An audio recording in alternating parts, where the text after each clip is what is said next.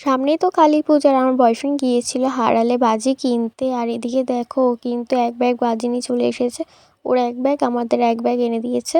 আর এদিকে দেখো ওর জন্য কিন্তু এই রকেটগুলো এনেছে। শুনেছি হারালে অনেক বাজির কালেকশন আর প্রাইস কিন্তু অনেকই কম।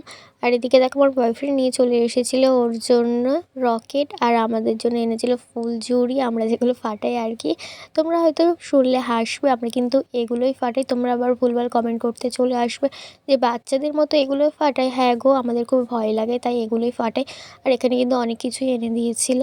আর এদিকে দেখো আছে এখানে তুবড়ি আর আছে চরকা, আরও অনেক বাজি এনে দিয়েছে। কালী পুজোর দিন তোমাদের কাছে শেয়ার করব আরও কি কি বাজি আছে।